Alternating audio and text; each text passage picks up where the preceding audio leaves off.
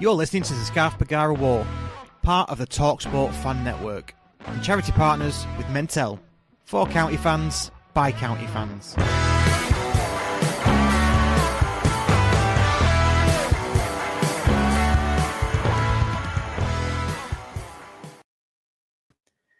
Good evening and welcome to episode 25 of this season's Courtyard Club Call. We're going to be discussing the 2-1 defeat away at Stevenage today. I'm Jimmy Harmer and I'm joined by my sidekick, Mr. Dan Culverwell. How are you doing, Dan? Yeah, not too bad. By the time everyone's listening to this, it'll be single digits till Christmas. So, yeah, we're getting there. Can't wait. We've all got our trees up and all our decorations and everything. Only to be depressed when Christmas disappears and you're into January and you've got a long way to wait till payday. But there we go. Maybe that says more about me than anything else. Anyway, we are joined today by someone that a lot of county fans will recognise. He is a podcast extraordinaire, always releasing podcasts pretty soon after games are finished. It is Rob Markham from TFR. To Louis Barry! Oh, yes! He's done it again! Louis Barry with an absolute screamer! It's a wonderful goal from Louis Barry! Yeah, nice goal. Great to have you on the pod, Rob. Thank you for joining us. Do you want to tell us a little bit about your podcast and what you do, and then we'll get into the Stevenage game? Yeah, well, I mean, first off, thanks for having me on. But yeah, I think some people will be aware of the channel, the Football Rundown. It's a bit of an idea came up with a couple of years ago. Basically wanted to just talk about football on YouTube, and sort of fell into doing the county content. Wasn't initially the plan, but kind of fell into it. Did one or two games and found I really enjoyed it. So yeah, it's something that I just started to do, and then I started to do the vlogs, and then the previews came in, and yeah, starting trying to sort of get cover as much as I can as quickly as possible, but also by being as accurate and factual as possible as well.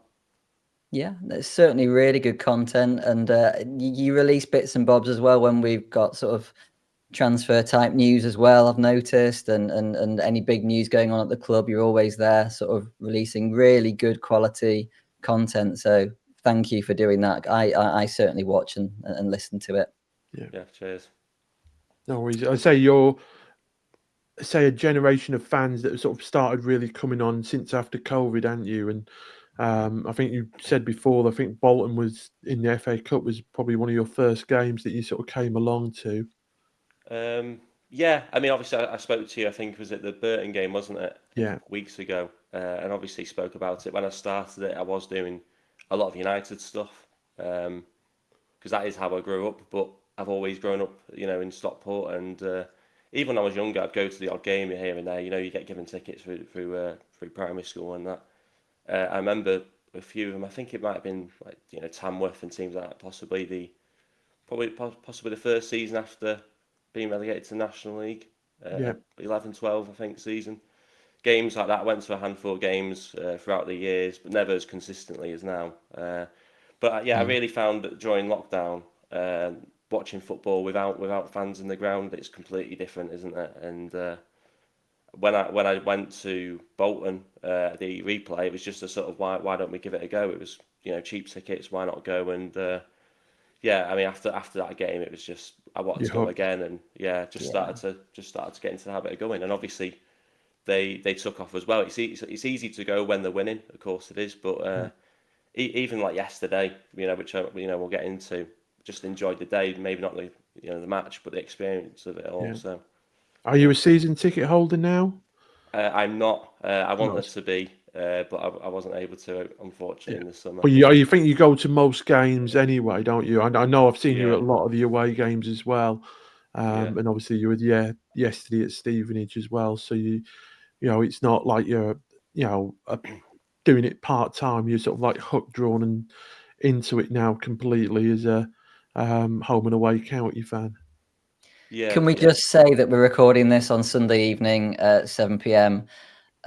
City have just been dicked again. What a beautiful game football is. I absolutely love it. And it's brilliant that you're from Stockport and you're not a City fan. So congratulations on that, Rob.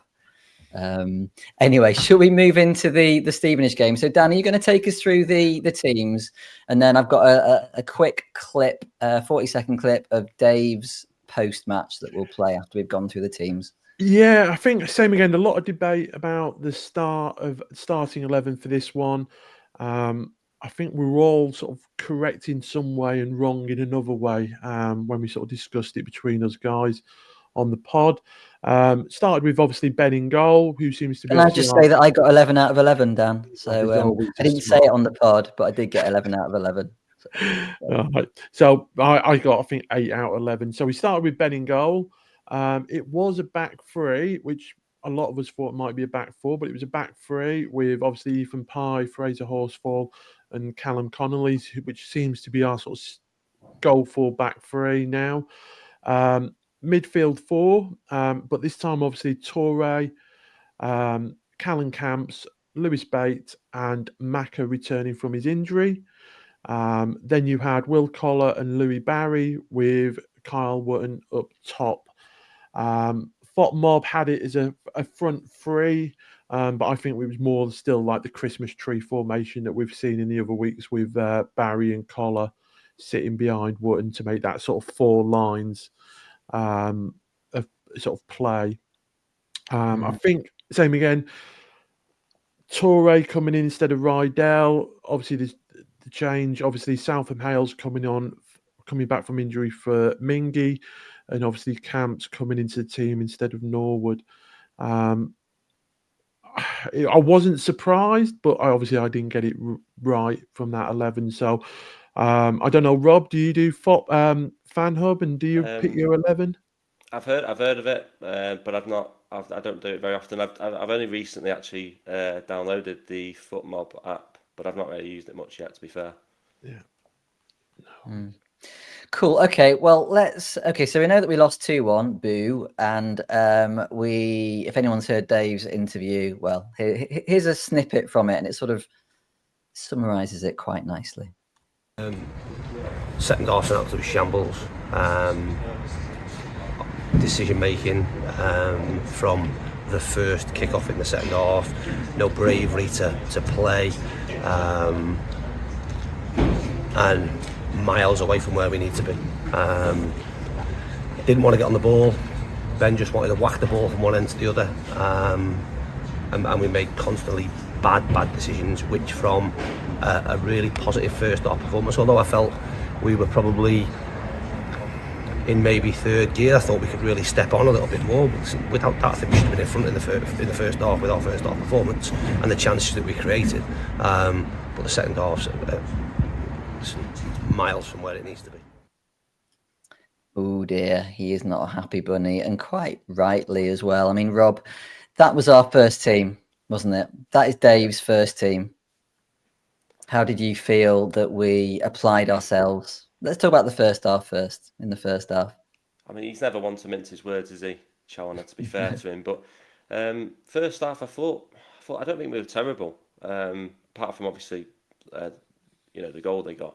I thought we were like how we've probably been in other games, but you sort of get to the next level afterwards. But yeah, I thought, as I say, first half, I thought going into the second half, I thought maybe we could go and step on and maybe get a goal or two. But yeah, just disappointing with that first half, really, that we couldn't really get that goal before half time that I felt maybe we could have got. Go on, Dan. What did you think of that first half? I think we started off slowly, very, very tentative. I thought we allowed them to get into the game. Obviously, they got the goal, and when you look at the goal, there wasn't really much to it. It was just a clear kick from the goalkeeper. It was flicked on into the path of Kemp, one-on-one with Ben, and he's put it past him. How he managed to get through the defence is obviously, I don't know who's at blame for that, if it's Connolly or Horsfall, but Yeah, it was a bit disappointing, but the reaction from the goal was good. You know, when we got the equaliser literally a couple of minutes after it, we were very front foot, very positive, and from that sort of equaliser, we looked like a top 5 team for the rest of the first half. And at that point, I thought, we're going to win this game. At halftime, this was a winnable game. And unfortunately, I think half-time just came at the wrong time for us. Yeah, I mean, I think it's another example of playing in maybe not in moments, but we only seem to be able to maybe string maybe 20, 25 minutes together in a game. And that was our 20, 25 minutes, wasn't it? So after we scored our goal, we had 20 minutes where we should have scored a second. I think we'll all agree there that we were well on top. And yeah, you're right. Half-time did not come at a good time for us. And Dave said in his post-match that they talked about they were playing in third gear, how they could hurt Stevenage, and just didn't really happen, did it? I mean, the goal that Camp scored, let's just give him his credit on that. I know it was a goal in a losing performance, but I love him to bits. I think he's an absolute top player. And again, he scored another decent goal from 25 yards or something. Rob, do you remember the goal at Forest Green Rovers? Were you there at all, or did you watching it? Yeah. I remember it vaguely. Yeah, it was similar position, corner, wasn't it? Yeah. Can't remember if it was the first goal or not though in that game, but yeah, I remember he just sort of came from nowhere, didn't it? Yeah, and he's got in his locker. Yeah. Obviously, this was a completely different effort. It sort of skimmed on the ground a bit. Felt sorry for the goalkeeper because he looked like he was about 5'2" anyway, but he seemed to get across to it, and the ball just bounced a bit funny and bounced over his body, didn't it? But yeah, certainly at 1-1, Dan, were you thinking, because you were there, weren't you? Were you thinking in the ground, okay, here we go, we're gonna push on now? Yeah, I mean, I think with Dave Challoner's side, we have a good habit of always playing better in the second half. If we've had a bad first half, then the halftime usually has an effect, rather by substitutions being made at halftime, a tactical switch, or just them getting a rollicking. But normally, a second half County under Dave Challoner is usually better than the first half. Unfortunately, this weren't, and say we go from looking like a top 5 team to a bottom 5 team in the second half, and I don't know what it was, but we just seemed to be, even though we were the first team out of the changing room, and even we had to, wait 2 minutes or something, 3 minutes for the Stevenage team to come out, and it looked like the referee was getting a bit annoyed and was going to go marching back into the changing rooms to drag them out. It looked like we were the ones that were left in the changing rooms. And like I say, we just didn't get going. Rob, can you pick out a couple of players in that first half that you think did well? I mean, obviously Camps with the goal. I thought Wotton, he tries to put in a shift, doesn't he? But I don't think it was a great deal. I think Lewis Bate was trying to make things happen. I mean, Slim Pickens really trying to pick out players that impress, because Barry, is obviously the star player. He didn't really get in the game, I think it's difficult to sort of pick out players, particularly in the first half, that stood out. Yeah, I mean, we do love Wotton on this podcast, and Dan's always sort of saying what a good job he does for the team. And I think in that 20-minute purple period between 26 minutes and half time, remember he's being marked by Carl Piergiani, who is a very, very good central defender. And time and again, he was getting in front of him or his other marker, whether it was him or I can't remember the name of the other guy now. And he was playing some good balls out to the wing. I think where we struggled was, as I've said, not scoring that second goal. And we had 2 chances, one on 35 minutes when it's some amazing football from Barry and Wotton, nice bit of interplay. Ends up with Collar, who was probably around the penalty spot area, and he shot it straight at the defender. And thinking, oh, either side, and that is in. Then a minute later, Louis Barry has a brilliant chance, decent run, and he just lifts it, hits it over the bar, where you're just waiting for that, like the net to bulge on that. And at that point, I was thinking, yeah, you got to be scoring those two chances. And the first half fizzled out into not much after that. And in that first half, in fairness, we had 7 shots, they had 3. Both teams had 2 shots on target. We had an XG of 0.22, same as theirs. And that was pretty much it, to be fair. Passes wise, we had 192 to their 179. So pretty even. Possession was pretty even at 48% to them and 52 to them. So we're all thinking second half, as you say, Dan, it's going to go well. And then not a lot happens. And then something really annoying happens. And that's a foot race, Ibu Toure. And their number 11. How annoying was he? He should have been sent off. He kept on getting his elbows in people's faces and late tackles and stuff. He was a real pain in the arse. And it just had to be him, didn't it? Rob, did you think in the ground, because you were there, weren't you? Was that right? No. Yeah, I was at the game. Did you think in at the game, because it was at the far end, I think, to where you were? Is that right? Yeah. Did you think it was a penalty? I mean, I'm watching it back as well here. It didn't seem like one from the far end looking at it in real time, and I'm watching it here as well now. I can't see it for me.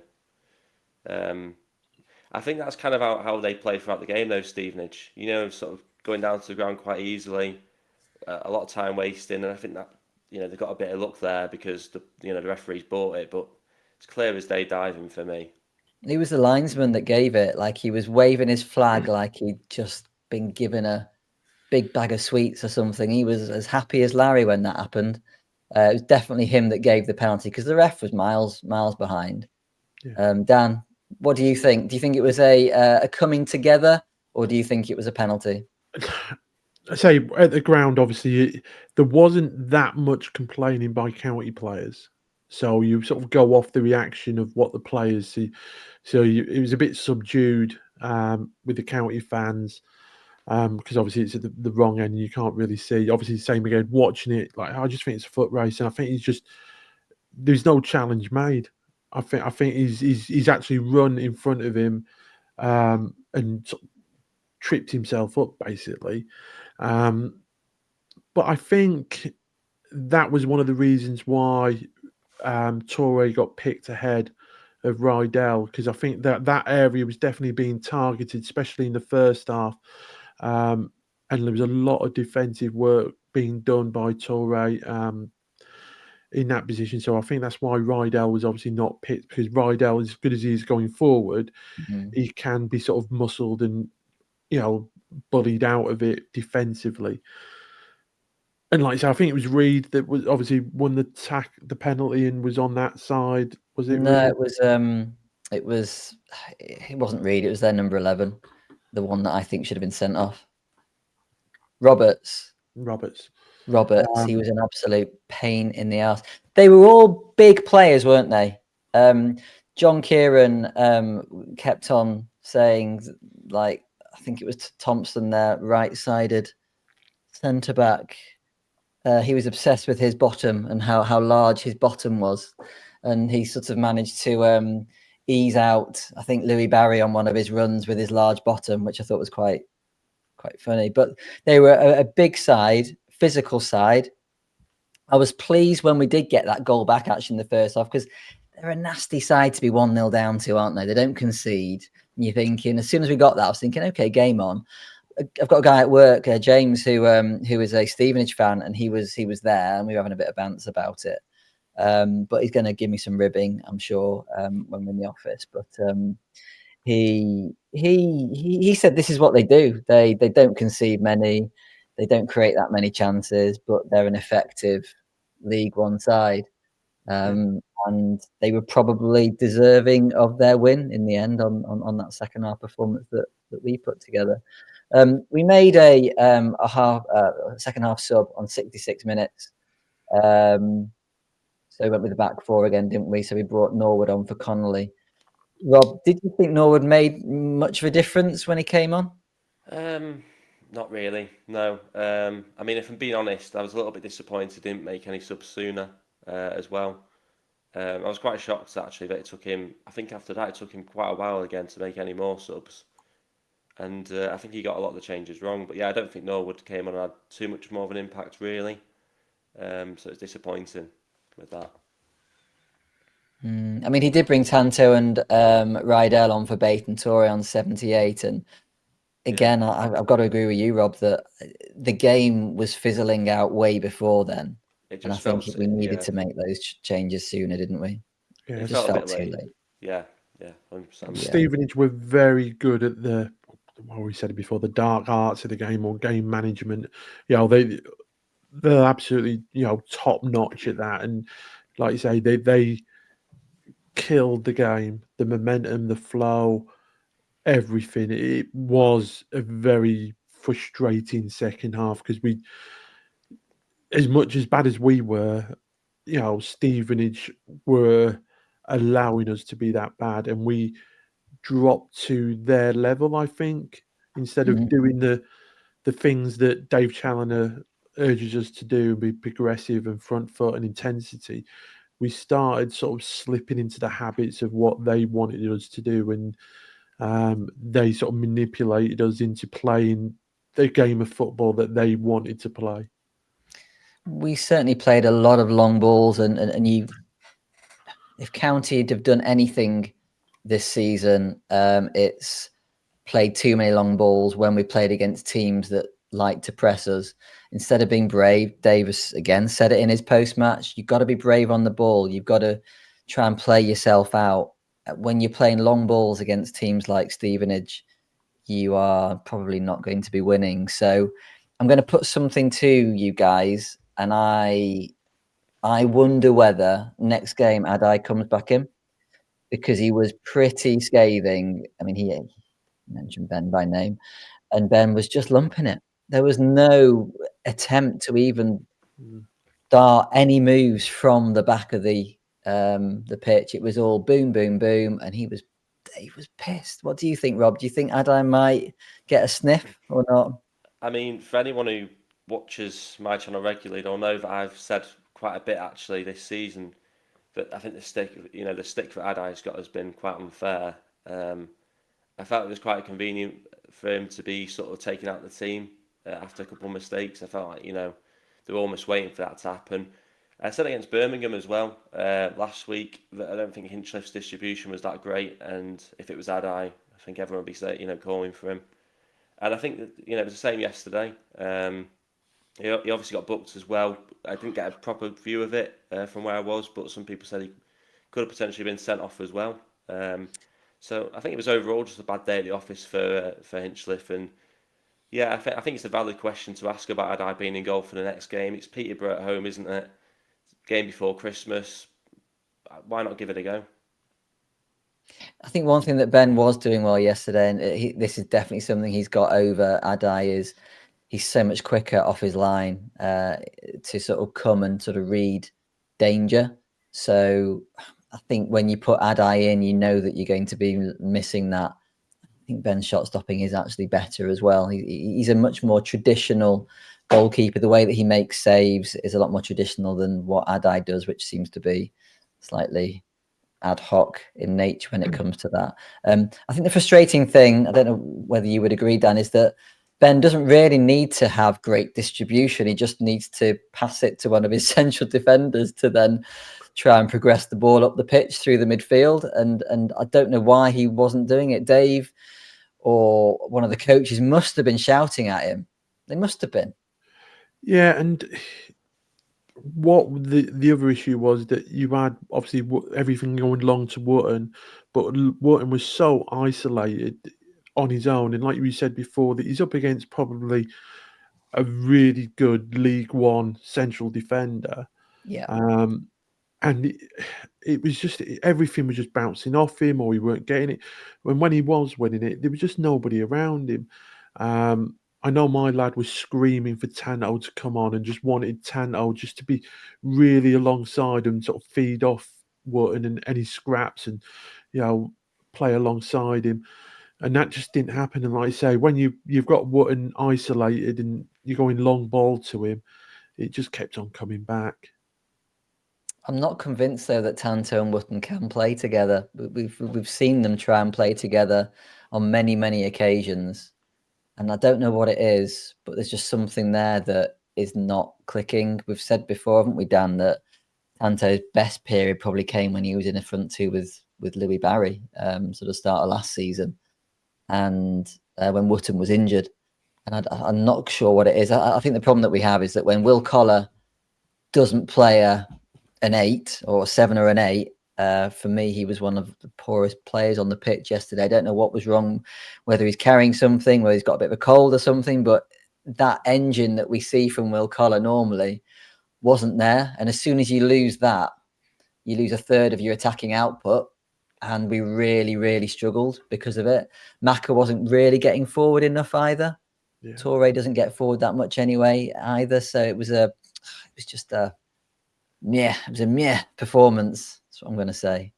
We've said before that Wootton needs players running beyond him. When Will Collar runs beyond him, when Barry runs beyond him, obviously we knew it was probably going to be more lopsided with Toure compared to Maka. So it's going to be like a lopsided with more emphasis on the right hand side with Maka getting forward. But same again, we probably saw little glimpses of Maka in the second half getting forward and putting a couple of crosses in, but it was sort of like glimpses of it. There was no sustained pressure at all. Yeah, I know. And then you've not got the players backing, or you've not got anybody knocking on Dave's door, have you? And again, he alluded to that in his post-match. There's nobody there that you really think, oh yeah, I can rely on you to come on and do something. Everyone's sort of a 6 out of 10, aren't they? They've been given opportunities in the 2 trophy. What should we call it that now? And nobody's put their hand up, which is obviously very frustrating for him. It's whether, and like, I know you can't do this with football, but I'm going to do it anyway. If you take Louis Barry's goals out of this team, so say we had Jack Diamond in this team, okay, player probably bought to play in the position that Louis Barry now plays because we were hedging our bets. So Barry scored, can someone tell, I don't know, 14, 15, 16 goals, something like that this season. There's no way Diamond's got that many goals in him in like 20 games or whatever it is. He might have scored 3 or 4 if we're lucky. So if you take his goals out, where are we in the league? I think we probably would have scored about as many as Stevenage, because I think I made a similar point in the preview actually ahead of the game about that, and I think it's a real concern, isn't it? When Louis Barry's not scoring goals, or if he moves, goes back to Villa or wherever in January, where the goal's going to come from. But I was just thinking. Sorry, I was thinking just before. You're saying about, when Ibi Toure plays that sort of left wing back role, it's a bit more defensive, and then you've got Southermail's playing more attacking from the right. But it might have been better if they'd actually played Rye down the left with Barry down that side, and maybe going a bit more defensive down the right with possibly Jay Mingy coming in. It's a good shout. Yeah, it's a good shout because Barry definitely looks better when Rydell's with him. My concern is, and certainly at the Birmingham game, Rydell was bullied, and I don't know whether he's still trying to get his confidence back from this, obviously the massive injury that he's had. He doesn't seem to want to engage with the physical nature of some of the teams that we end up playing, and I think that's why Toure played. I just don't think Ryan he's not quite there yet from a physical point of view. I mean, on that left-hand side, Fotmob gave Barry a 5.9 and Toure got a 6. So you could tell that sort of left-hand side of the pitch was really sort of struggled and weak for us. I mean, like I say, ratings-wise, it wasn't... obviously, Camps was the best, 7.9 out the lot of them, but none of them were really... I don't think there was anybody else. Fraser Horsfall got above 7, but everybody else, I think, was just sort of solid 6 or 6.5. But yeah, for Barry to get a 5.9, it just sort of shows how Well, maybe a bad game, but same again. They've done their homework. They've played tactics. They've done a job on him. Barry has to find a way to get himself in the game, and at times, I've said it before, he has to either swap sides with Collar, or he has to go and basically hold his hand, Wotton's hand, and stay close to him and work off him. But he's too influential to sort of like just carry on doing the same thing and getting no joy of it. And he's, we maybe it goes on to the leadership one. It's are the players looking at Dave Challoner and the bench for the solution to the problem, or Dave Challoner said before that the players have got to find the solution themselves? And for me, that is one with Barry. He has to go, swap sides with Collar for 5-10 minutes, or get closer to Wotton. But he's so influential, and he has to, and I think Dave's mentioned it before as well, that for players going up in the levels, for the next level for Barry, if Championship or Premier League, they're the sort of problems he's going to have to solve himself whilst on the pitch, because doing the same thing time and time again, you will get farmed out against better defences and better teams and stuff like that, and you become less effective. So yeah, it'll be interesting going forward what how they sort of, like I say, looking for that response against Peterborough on Friday. I mean, so that second half, we had 61% possession to their 39, but our XG was 0.15 from 2 shots. I can't remember a half of football that, like, whilst Dave's been manager, basically, that we've only had two shots, and that really does tell you everything that you need to know. And in fairness, one of those shots was a Callum Camps blaster, which went nowhere near the goal from like the far right hand side of the pitch. It was a bit embarrassing, but there we go. Yeah, okay. So do we think he will make changes for the next game after that? Rob, what do you reckon, mate? I think he's got to. I think he's got to make some big changes. I mean, I'm a big fan of Jay Minky, and I thought he played in that first half on Tuesday. I thought he was probably the best player for County, and he went off at half time. So I thought that's him. He's a shoo-in in that first 11 on Saturday, and then he didn't even come on off the bench. So I'd have him in the team. I think he's a really, really good player. That's one example. We spoke about Adai potentially coming in between the sticks as well. Obviously limited with injuries as well, because Jaden Fevrier is obviously out for a while, but he'd be a good option to have at this point in time if he was fit. I think we've got to change things up, maybe bring Diamond in, I'm not too sure, but I think the biggest problem is we're a little bit sort of lightweight up front. If Wotton's not scoring goals, which he hasn't done as much this season, who'd you bring in? Yeah, and I mean, I think we're all thinking Michael Mellon's heading back, aren't we? Yeah, I can't see him staying. I can't see him staying either. And then because Louis Barry is undroppable, quite rightly, and because Will Collar provides that control in midfield when we're out of possession, and he's a good presser as well, it's not like you can rotate the front three easily, I don't think, because I would say probably all three of them really are undroppable at the moment. Do you go? Yeah. For me, would you go drop Wotton, play front two with Barry and Tanto? Then you've got the option of rather putting Collar in the hole behind them, or putting someone like Norwood into the midfield, so it's then a 5 midfield with Camps, Norwood, and Bate. Or you could put Collar in that 5. But I'd be tempted to actually, because like I said, we've got a lot of games coming up in a very short period of time. I'd be gobsmacked if Wotton's going to play in all them big games. And in all fairness, there's bigger games than Peterborough, or should be on paper harder games than Peterborough. So if you're going to rest players, I think Peterborough is the right game to rest players like Wotton. And like I say, let's stick Barry and Tanto up front together, and then see if they can, a little bit of click and a little bit of a different problem for Peterborough. I guess doing that would mean we would play completely differently, because obviously when you've got Wotton in the side, he's your point man, He's a target man. He also, as he comes sort of back and to hopefully win flick-ons and hold the ball up and stuff, it creates space behind him for runners, supposedly, to run into. And that's what we failed to do when we were playing that second half against Stevenage. There were no runners going past him. Whether that's because Ben's kicks were so poor to him, I don't know.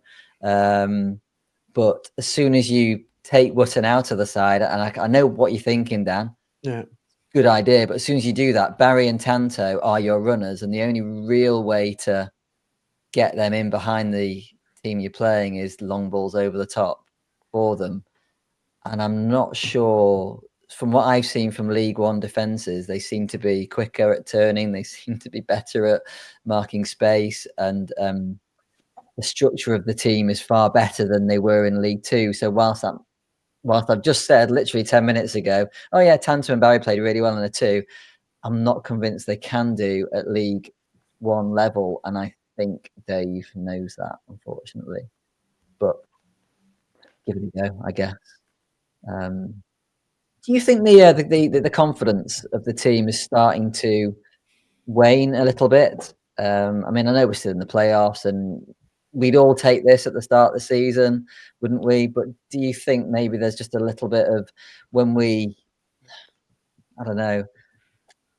I was going to say when we go a goal down, but we scored after 5 minutes. So that's bollocks, I guess. But it was a bit of a worldie from Camps. It wasn't a well-worked goal. It was another moment, wasn't it? And we were saying before, Rob, that Louis Barry's goals, they tend to be moments in the games. He scores a worlder, he beats 3 players, he sticks it in the top corner. I don't feel that we've bossed games enough and created the chances when we've been bossing games. What do you reckon, Rob?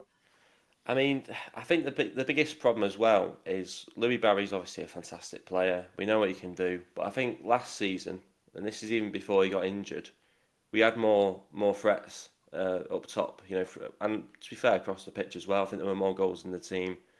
But I think a big part of it was losing Paddy Madden.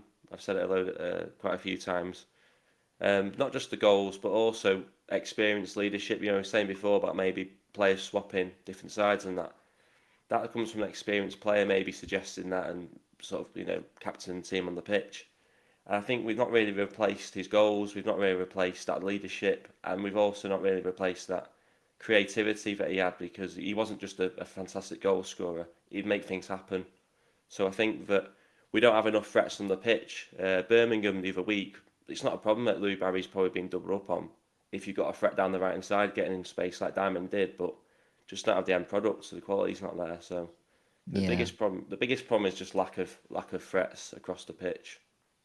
Do you think we're struggling? Because I mean, obviously, I think between Paddy and Sars this season, they've played 15 games, so their injury records would indicate to me that they wouldn't have been the answer this season anyway. But I guess what you're saying is that maybe we should have looked to have got an experienced striker. I mean, we had Dwight Gale on loan, didn't we? I don't know where he ended up going in the end. Does anybody know where? He trialled in the Blackburn game, didn't he? He did. Yeah, but he's the sort of player that you could probably have imagined maybe, because as good as Wootton is, I'm not sure he's got the football intelligence, and I don't mean that in a bad way. Okay, he's a great player. He's not got the football intelligence of a Paddy Madden, has he? No. And so maybe you're right, Rob, we're missing that. I think we're very lucky with Paddy Madden. He was a little bit like he reminded me of Wayne Rooney in a lot of ways. Even as he sort of got older, he didn't mind dropping deeper, getting on the ball deep, making things happen. I think we're just really lacking that at this point in time. But his football intelligence was unbelievable, and I think that has probably not been replaced. I know you mentioned the minutes that Sarcevic and Madden have made this season, and it's not the biggest problem getting rid of them. It's the biggest mistake was not replacing them, and we didn't bring in a single striker, did we, in the summer to replace Madden? I know Mellon came in on loan, but yeah, I think we're sort of really lacking that, and I'd be interested to see what happens in January. Yeah, definitely. I think, these, like you said, is that what Paddy offered, just managing the game as well, managing referees, managing the game, oppositions, the skill of shithousery as well. which Paddy was a master of. Yeah, there's just that lacking something. Something's, and you can see it for me for the first half. We got that equaliser, and you think we can, like I said, there's another 2 gears for us to go into, and we're going to go into them gears. I think I spoke to you, Rob, at half time and said this game is winnable for us. When we'll go and push on, Challen will do something. But like I say, that was the most disappointing part of that. The second half was like it was just absolutely bland. It was like a different team. It was like Yeah, a different team. Yeah, definitely. And it was just, I think that's like the most frustrating part of it is that game was there at halftime. That game was there for the winning. And it wasn't a game that we were being outclassed in. They were the home team, so you expect them to press a little bit and make the front foot. They are the ones that are home, but once we got that equaliser, we were dominating the game, and that's, I think, the bit that really probably narked Challenger off a bit, that this game was more than winnable, and it wasn't even a game. I mean, he said it before, Antti. There's times in games where you do what you can to ensure you do not lose the game. You go out there to win. If you can't win, you do not lose. And even when we went to 2-1, even if we got an equaliser, it would be like daylight robbery if we ended up getting a late equaliser in that game, because we just did not deserve it in that second half performance. Yeah, spot on.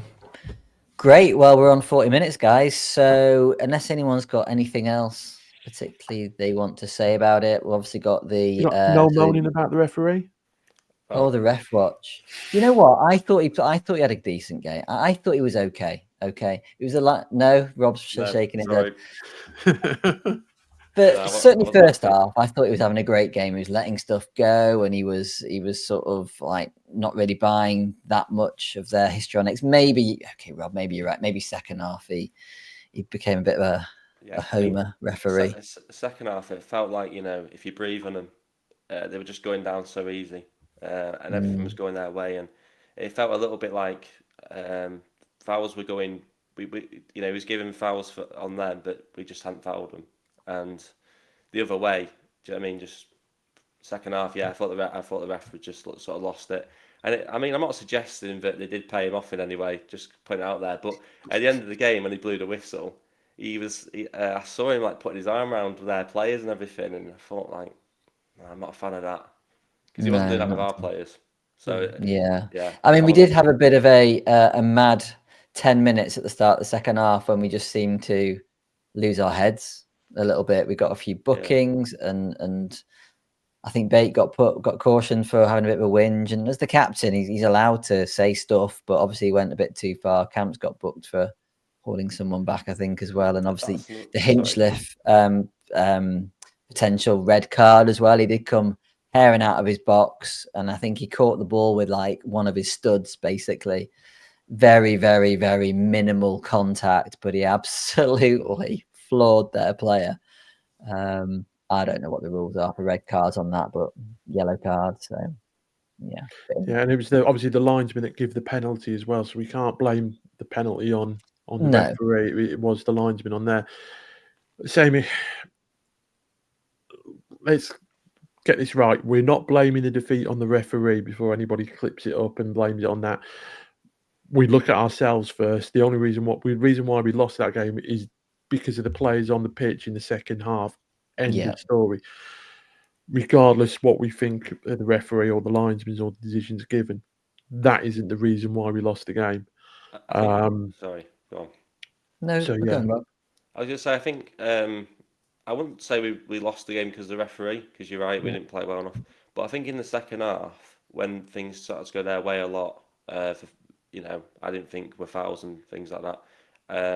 I think it probably did ruin our flow a little bit, which probably didn't help us get that momentum and grow into the second half a little bit. So I think it had a bit of an impact. Yeah, Stevenage, like we talked about this earlier on, that we dropped to their level.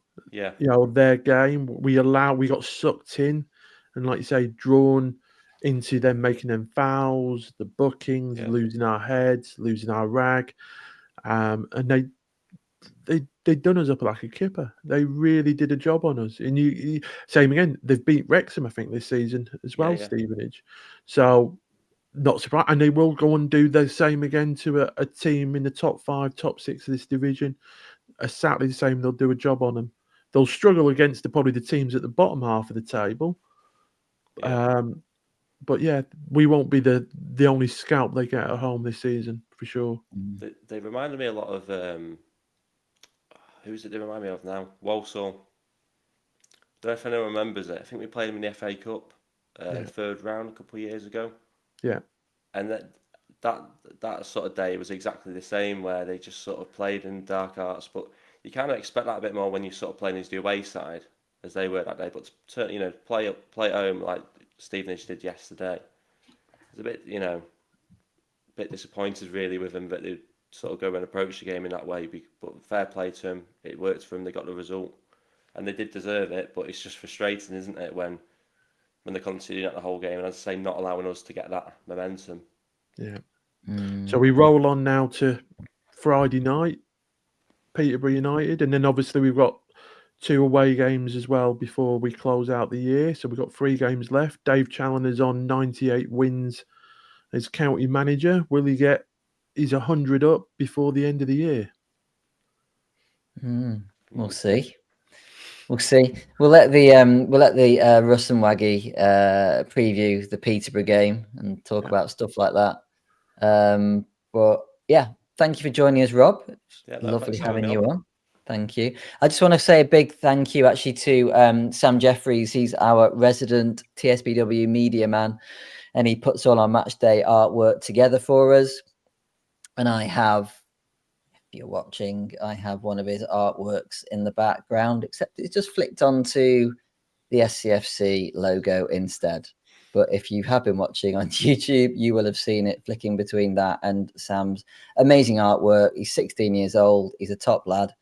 And thank you for providing that. So on that, we'll say goodbye, shall we? We're done? Yep.